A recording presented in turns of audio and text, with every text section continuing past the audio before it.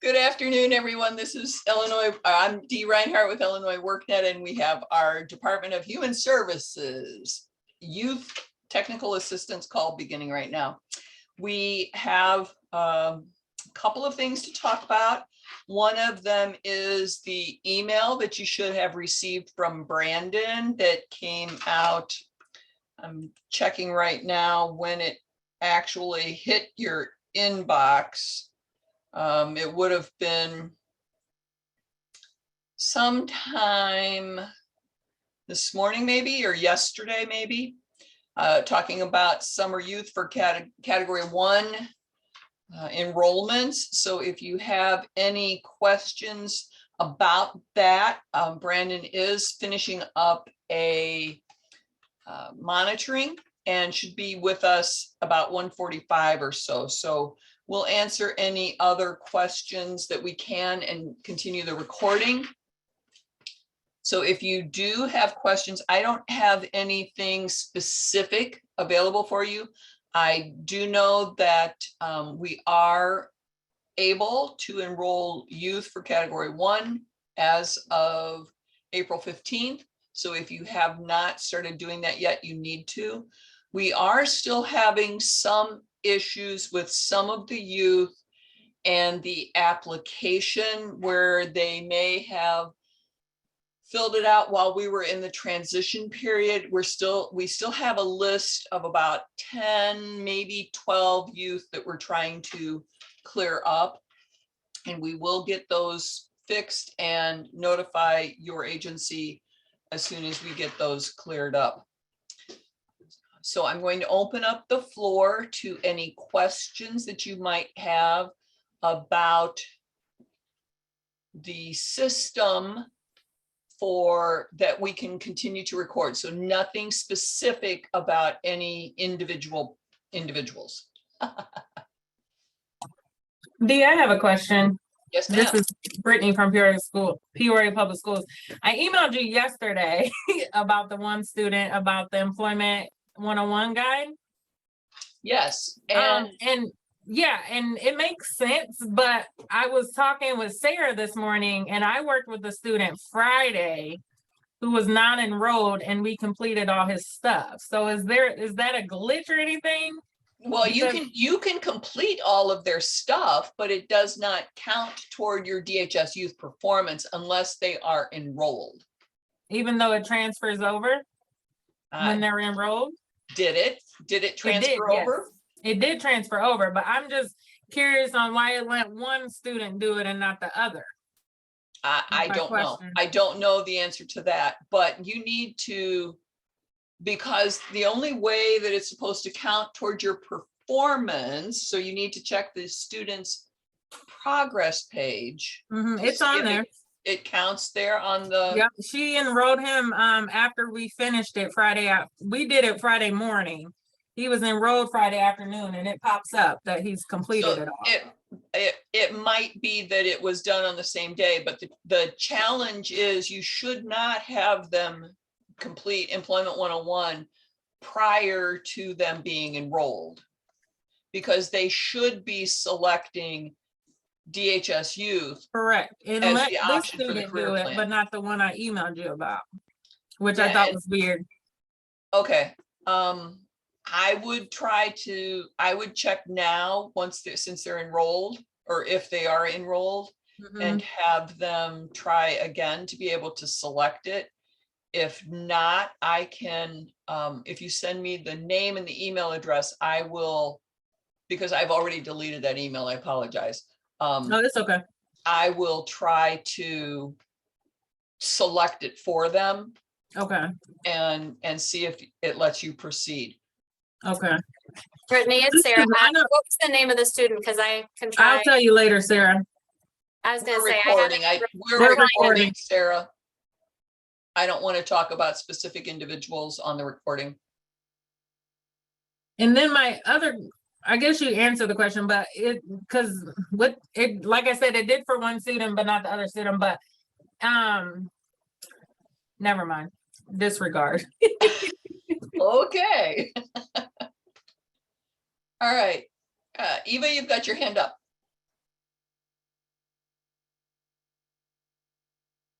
Hi, yes. So I'm having difficulties enrolling students, like essentially finding them on that page to add customer.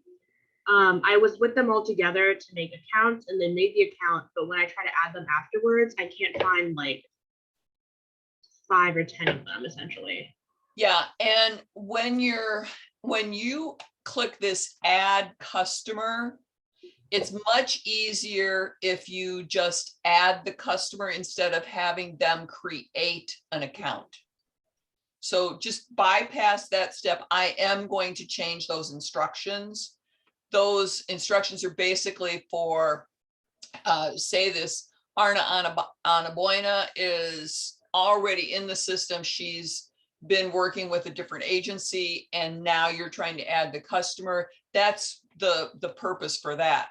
But if you're having them create an account and then you're adding them, it's much better if you don't have them do the account. Okay. I will check what I think you can do, and we can do this after the recording is done. We'll check for them and see if they show up. I've got an idea for you. Okay, cool. Okay, so don't keep your hand up right now, but put it up again when we stop the recording. All right, that sounds good. Thank you. Thank you, Eva. Shavana. Wanted to clarify, you said that I have about 6 people that filled out that I've been waiting on applications for and received that error message as well. Should I send you those names to look for them in the system or just add them as customers? Let me check for them in the system. So the same thing that we're going to do with Eva, let's check after we're done with the recording. Okay. Thank you. Darrell.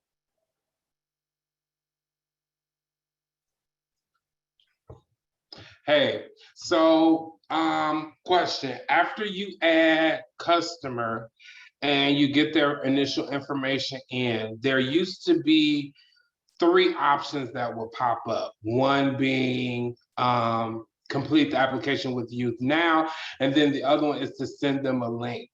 And we're not doing that right now because that link is not working and we need to get everybody enrolled first before I work on that link. Okay. Because the programmer is spending time fixing people and he doesn't have time to get to the Right, got it. email. Okay, so that's not something we should count on as a method for enrollment this summer at all. Not for right now. Maybe by June, if you've got incoming late people, then maybe in June, but not for this May time period. Okay. Sorry about that. Yeah, that changes our whole enrollment process. Thanks, Dee. No, I'm kidding. No, I'm kidding. I'm kidding. You do have the option of sending them the paper version, having them fill it out and bring it back to you, and then you can data enter it at a later point in time. Okay. And that before the data entry, when you data enter, go back and do it, is that you doing it as add customer? So if you're going in, let me find somebody here. If you've got the paper application and you've got the button right here that says on application, customer submits initial online application, you can take that paper application and complete it right here with this button. Now, Darrell, you will see the link to the URL here, but don't use it because it's just going to mess it up. I haven't had the programmer hasn't had time to fix this yet. Okay. And that's what we're going to fix later, but you can always come back to the customer's profile and complete the initial application. So what we're going to do later for you, for Shavana, for you and Eva, is look up the people and then we'll make sure that they're assigned to you. Okay. All right, Darrell, did you have any other, thank you, Eva. Darrell, did you have any other questions? I'll wait till the recording ends. Okay, all right, cool. Brandon has joined us, I do believe. Brandon, all right, so Brandon, do you want to take the floor and talk about the email that you sent? Sure. Can you hear me? Yes. Okay, good deal. So everyone should have received an email yesterday afternoon about re-enrolling youth from previously, in most cases from last summer. But I guess this also applied to those providers who have multiple categories and you're wanting to, enroll a youth from category 2 or 3 or 4, and then now they're wanting to do category 1. So the number one rule of thumb is, you cannot go over the 90 days. So the 90 subsidized days. And I'm still getting questions, does that reset with a new fiscal year? No, it never resets. So the youth has 90 days, and that's per youth. It's not per fiscal year. So they have 90 days think of it as a lifetime. So when they start IYP, they have 90 days for category 1, and that never resets or anything. And once you use, like 10 subsidized days, then you subtract that from the 90, and it never starts over.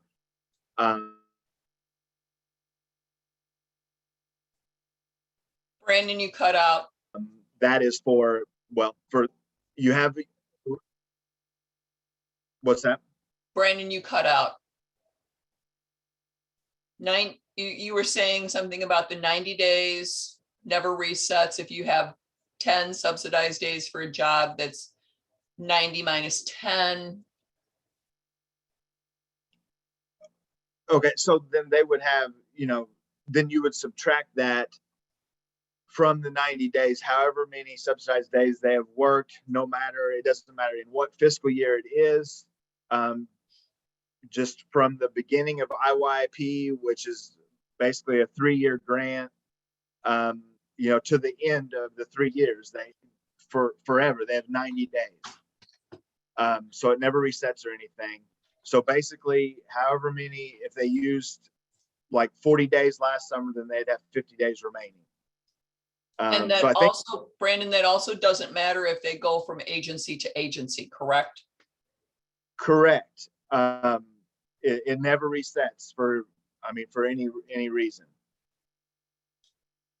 The only time that it did reset was from DHS Youth and CYEP, SCYEP or CSYEP, whatever those two were. If those grants ended and they were enrolled in IYIP, then those days reset. Correct. So any prior enrollments, anything that's not IYP, that does not count towards IYP. So everyone started with a brand new subsidy in IYP, regardless if they were in the prior youth employment programs, like Dee was talking about, CYEP and CSYEP. They preceded this IYP. Those do not count. And additionally, if anybody is on the call from HYES, the Homeless Youth Program, those days are different. So that employment is different from IYIP employment.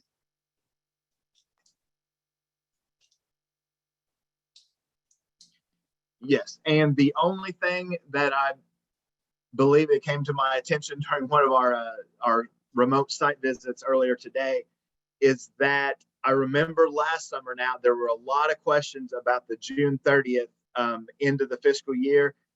The youth do not have to stop working or do not have to stop at June 30th. They can continue in category 1 past June 30th. That is just the end of the fiscal year. So that's only for budget. So do you have to spend all your money by June 30th? Yes, or you lose it. But the youth, it doesn't affect their enrollment in any way.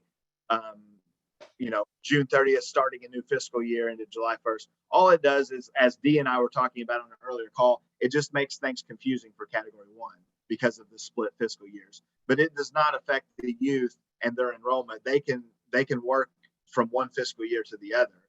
They do not have to stop June 30th.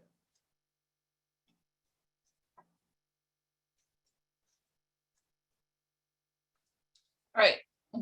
Brandon, can you please clarify for me the date that IYIP began? September 1, 2020, September 1st, 2020. Okay.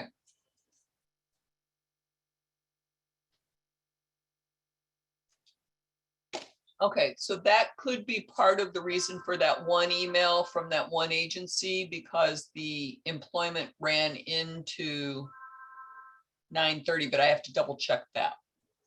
Yes, and also I want to say I'm about 99% sure that they had until September 30th of that other program, CSYEP. If they wanted, I believe they could go into September. So they did overlap for a month.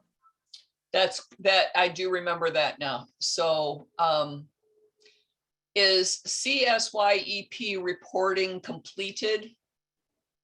Yes. We don't need to pull any more data for that. No. All right, then I may just have the programmer remove that position from that customer's profile. Okay. All right. All right, and I can't even remember who the agency was. All right, so are there, Gisette, I know you had your hand up before Brandon started talking. So I'll get to you in just a moment. Are there any questions for Brandon about category 1 enrollments? Drew, you still have your hand up. Is that for Brandon? Yep. Okay. Okay, Brandon, so if someone enrolls into category 2, maybe April, late, where they will work through June 30th, through that period, they can still work through category 1. However, even though the fiscal year changed, does that number youth served count for both fiscal years? So if I do my quarterly report, quarter 1 for the next fiscal year, would I include those youth that worked past June 30th? Well, first, clarify, you said category 2, but then later you said category 1. Are we talking about 2 different categories or the same category? My apologies, category 2. So if someone enrolls in category 2 and they have 270 subsidized days and they work through the fiscal year, which ends on June 30th, would they count like on both fiscal years? So that youth would count as one youth served for the end of fiscal year 2022, and also that youth was served for quarter 1 of fiscal year 2023.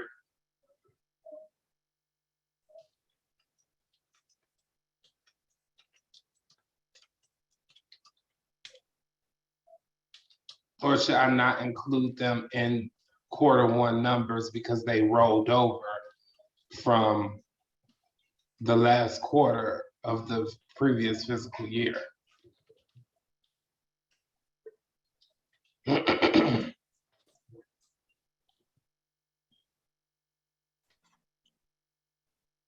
Hello, can you hear me? Yes. Oh, okay, it kicked me out. So I missed I missed about the last 30 seconds. Sorry. It kicked me out. I had to join again. No worries. So in short, if someone enrolls at the end of a fiscal year and they work through June 30th, so that means they go into the next fiscal year. You just spoke about how they can continue in category 2 even through June 30th. Would the numbers count on both ends? So would I count that person in my 4th quarter report for the previous fiscal year, as well as there a tick on my 1st quarter report for the next upcoming fiscal year? Yes, they will for both, but not as new youth. So you have two separate places on the PPR. And of course you have, your two separate columns. So you have your column for during the report period and fiscal year to date. So they would count as a new youth, which is that number of accepted youth into the program. That would be for your new youth. So they would count as in that number of accepted youth into your program when they're newly enrolled. But then later they would just count as an enrolled youth. So they would be one of the youth that you're serving.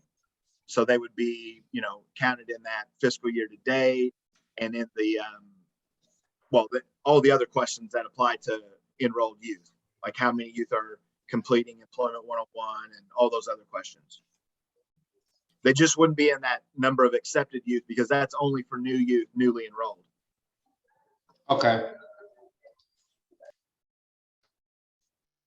And Brandon, does that same piece apply that you were just talking about newly enrolled for carryover summer youth? Correct? Correct, because they wouldn't be newly enrolled if they're returning.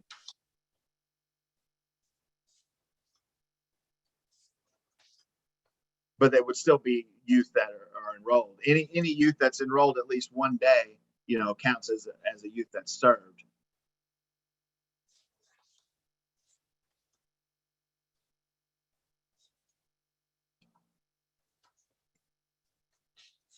All right, are there any other questions for Brandon about the email that was sent out?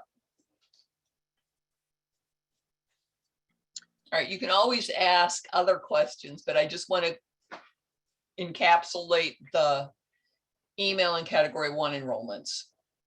And also some providers have specific situations or specific questions, and that they've already emailed me 2 or 3 of them. So if you have that, then please let me know too, if there's something specific to your program or your agency you feel that you're not sure about. Just let me know. All right, I'm going to move on to Gisette. Hi, Dee. I just had a quick question. So we can use the example that you have here on the screen. So for our youth who have started an application but haven't submitted it, is there a reason why we can't see their phone number? Why you can't see their phone number? It may not be in there, because some of that information, when you're adding a customer, it's not asking for a phone number. So the phone number information comes in the application. Okay. It gets added while you're completing the application with the customer. Okay, so there's no way for them to add it themselves. When you're doing the initial application with the customer, yes, there is. But the youth right now, we don't want you to use the link, as I've stated earlier in the call, because it's not working 100% right now, and I don't want to frustrate anyone. Okay. Okay, I got that. Alrighty, thank you. But you'll be able to add it and then update it. So like right now, we've just added the piece, and y'all should be happy about this. We've added an update contact info here by the address, where you'll be able to update their address and email information. And I'm going to ask the programmer that did this to add the phone number to this as well, so that you can update phone numbers. If there is something with the name or the username, because the username is associated with the name that gets entered, you need to contact me still. And just so you guys know, when you enter somebody's name wrong, it needs to be updated in 2 databases and 2 tables. So it needs to be updated in 4 places. Now, my husband is a carpenter and he always goes by the adage, it's much better to measure twice and cut once so that you're not wasting lumber. And just so that you know, I can't make those name changes. It has to go to a programmer. So it's keeping the programmer from spending time programming when he has to make database updates. So my suggestion and my request to you, my plead to you, is that you check twice and enter once.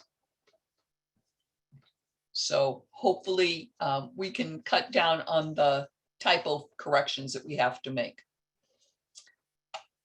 All right. All right. Any other questions?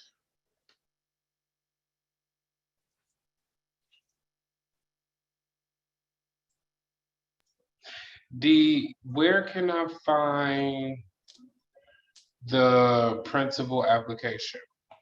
The where you've finished it already? No, I just want to be able to. We're trying to reimagine our enrollment process. Oh, the paper application, is that what you Yeah, mean? yeah. Oh, okay. So if you go to the partner page,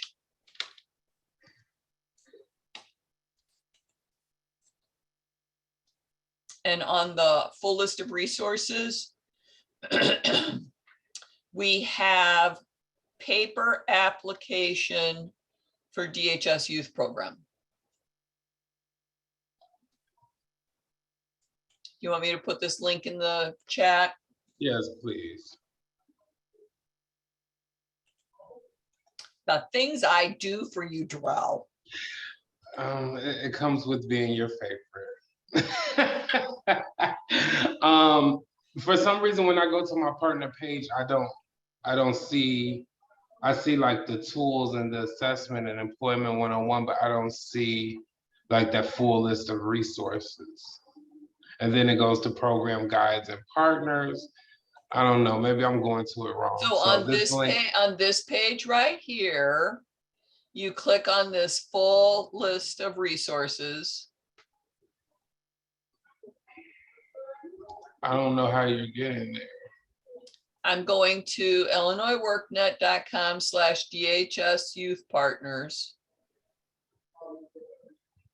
Oh, you can't, oh, okay. That's okay.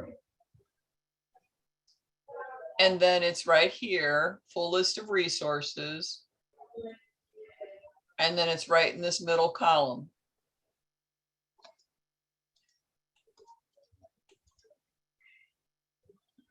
Okay, got it, thank you. LaDon, I don't know about that. This document, you can always have them do the employment application, the employment information on the back side of the paper.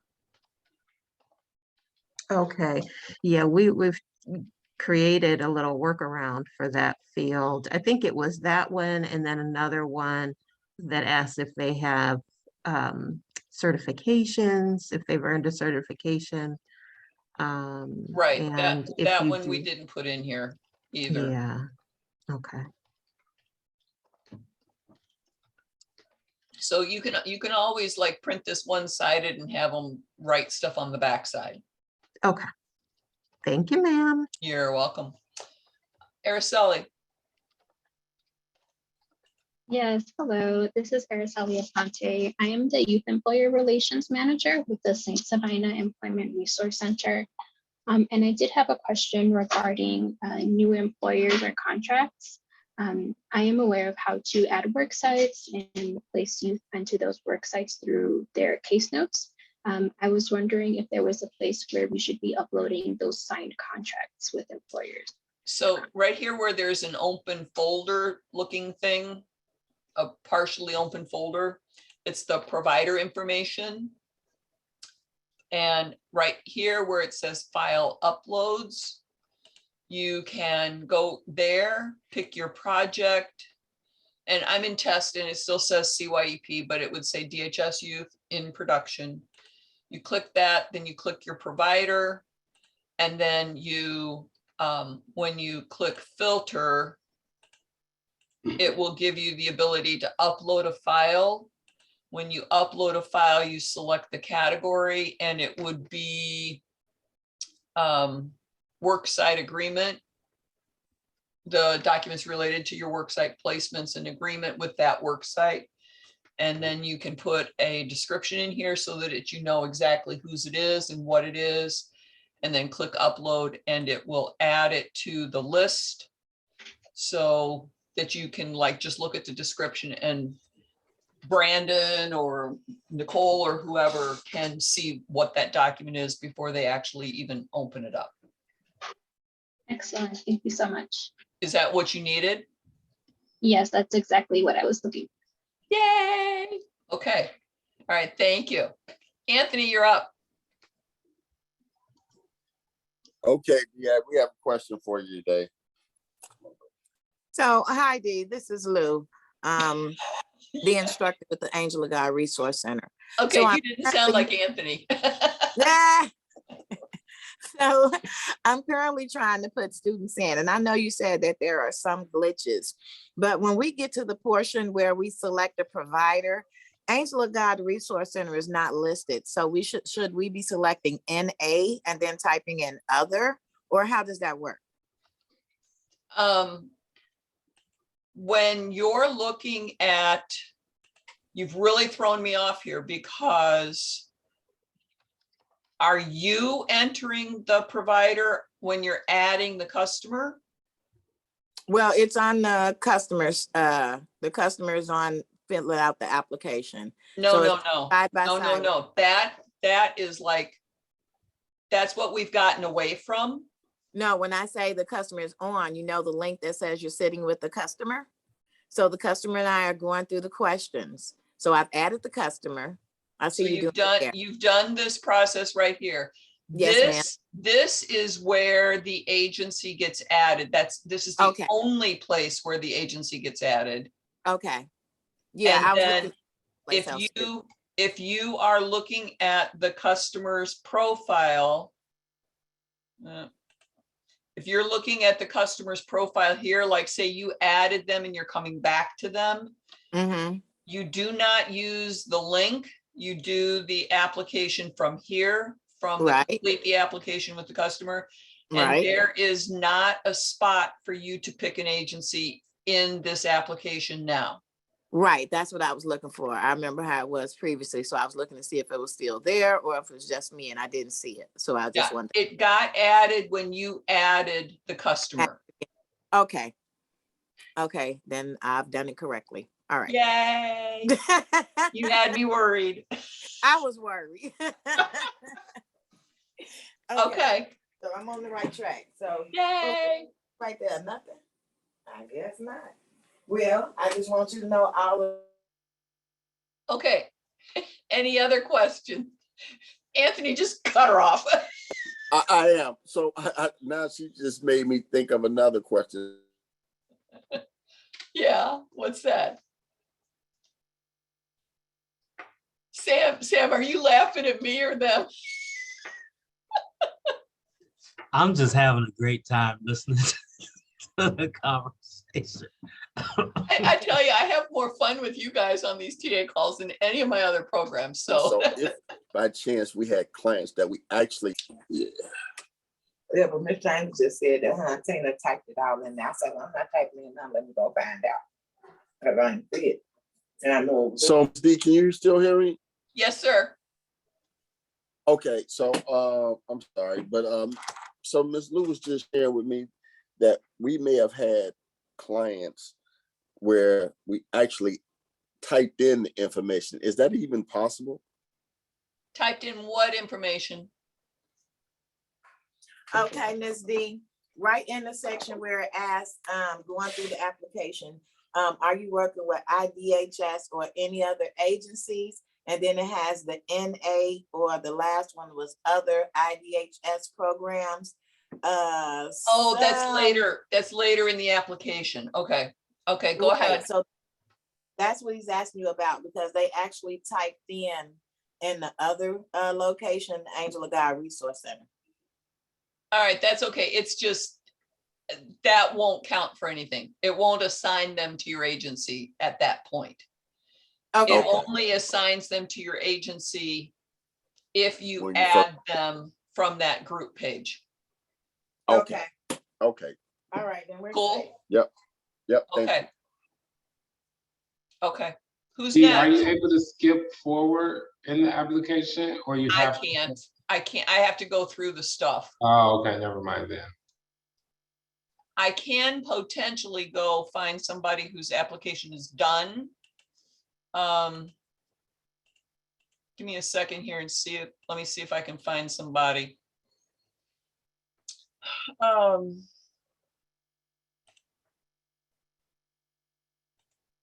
I think this guy's, oh, good. Okay, so what do you want? Where do you want me to go? What section are you thinking about?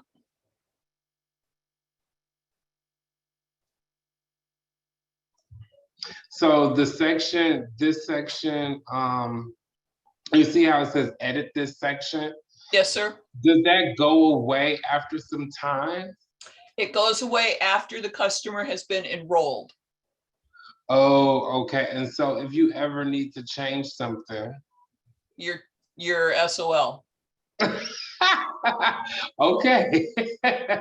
Like there isn't really a reason we would ever have to change anything aside from maybe the application date. I don't know. So you can, this is at a point in time. The application gives you the information at that point in time. So if you've put them on a waiting list, then you can change it before you enroll them. If you have enrolled them and you discharge them, then you can update, because they would need to do a new application if you've discharged them. Or if Anthony discharges them and they go to a different agency, then there's a new application. But otherwise, everything that you would need to note about this customer could be done in case notes. Okay, it's just, so I had a youth that did come from another agency, but they weren't ever served there, but somehow they did the application. And so once we reset them, we just enrolled them. And I'm not sure if they have the opportunity to update this stuff to reflect where they are now. Their address is still the same, however, I don't know. I was just thinking that is something to think about, or good to know prior to us enrolling them, to have them go back through the application. And so I didn't know that before.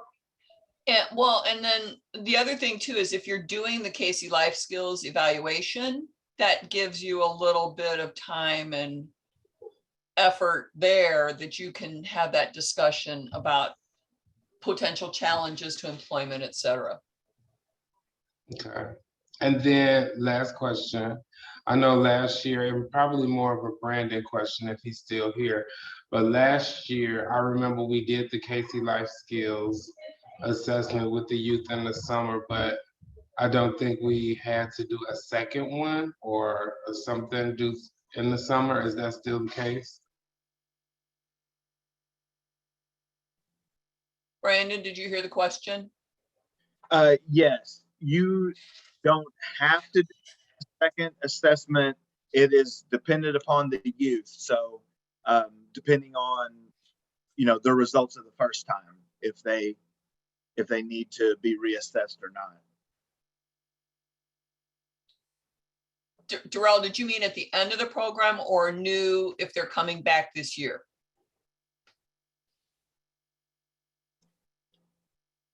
both.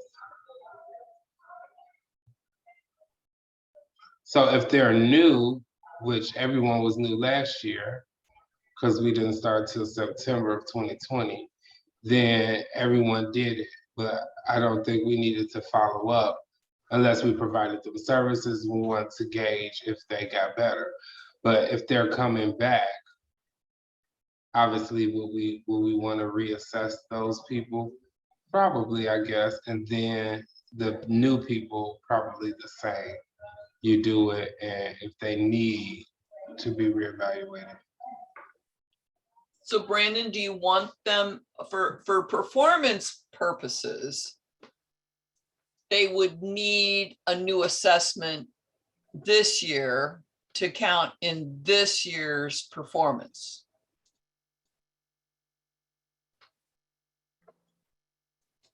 Well, the requirement is all youth, when they enroll, have to take the Casey Life Skills Assessment. So they all have to take it at least once, and then a case plan is developed from the results of those, of the assessment. Not all youth have to take it again, depending on how long they're there and just the circumstances of their, some of them may have a lot of room for improvement and some of them may not. Some of them may change a lot, and some of them, their circumstances might not change that much. For those youth that are re-enrolling, I would say if they've already taken the Casey Life Skills, they don't have to take it again. It definitely wouldn't hurt, but I would at least have some type of intake or interview or, questions, because a lot changes in a year. So I would definitely update the case plan. At minimal, I'd update the case plan.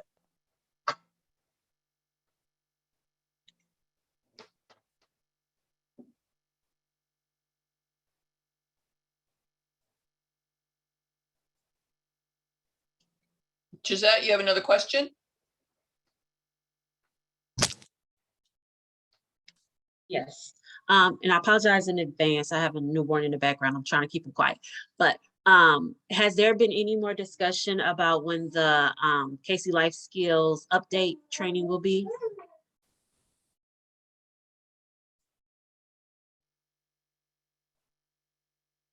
There's 2 trainings, one in May and one in June. May is full, Brandon. Yeah, the one in May is full. And I was told if the one in June was full, then it would add more spots to the one in May. But on Thursday during the quarterly meeting, there will be at least one person from Casey Life Skills, one of the trainers that's going to be there to talk about all the updates. Okay, thank you.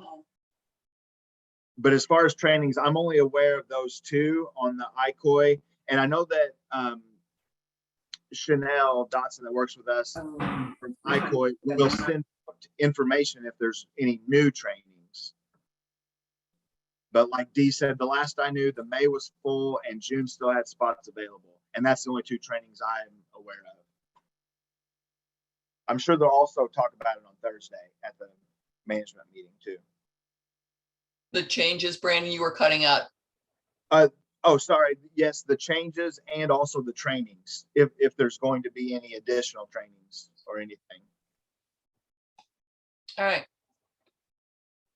Any other questions that we can record? Yes, I have a question. This is Remy from Revolution Workshop. So I'm closing out, this was my first cohort with our organization. So I'm closing out our clients that have been employed already.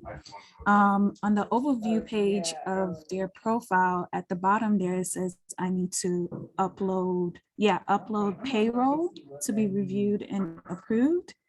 So I was wondering, are offer letters eligible or no? Are what letters? What? Offer letters from a job. That's not the payroll. To upload payroll, and there are instructions on the partner page for worksite placement and payroll.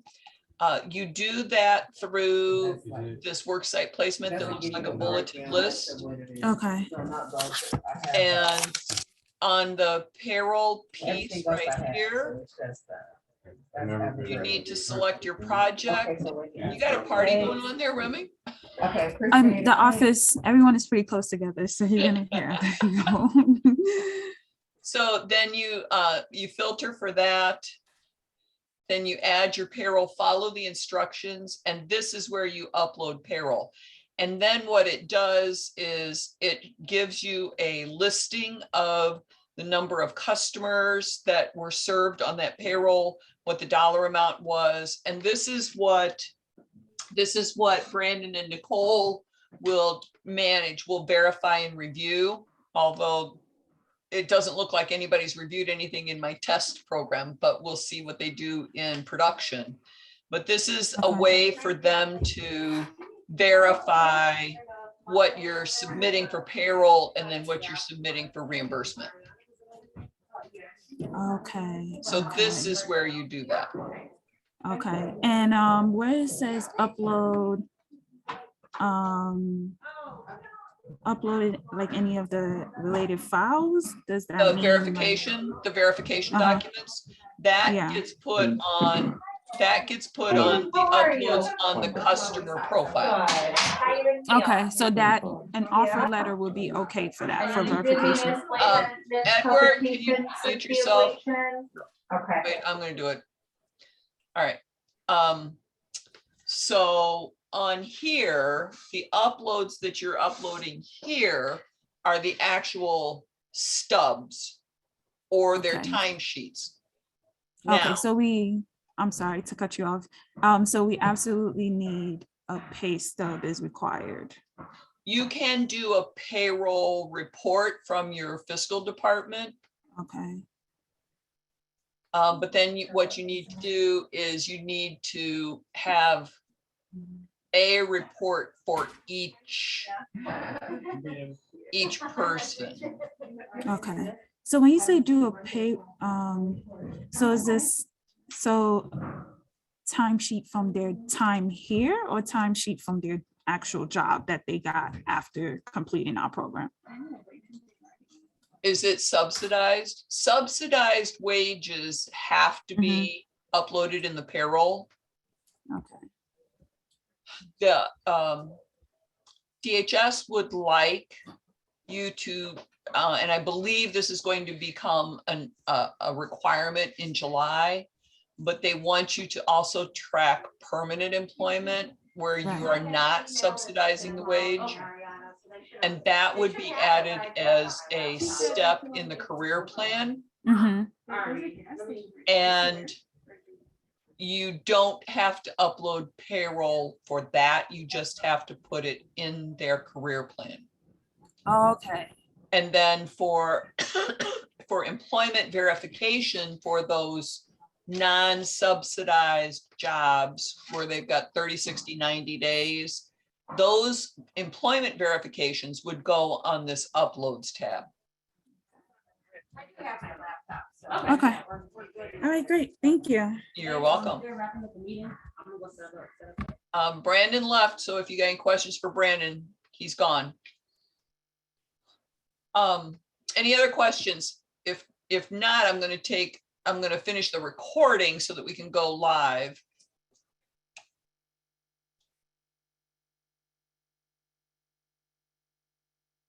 All right. Thank you for watching, everyone. We will talk to you next week. We're going to just answer questions on the 24th and take issues. We will not record the 24th.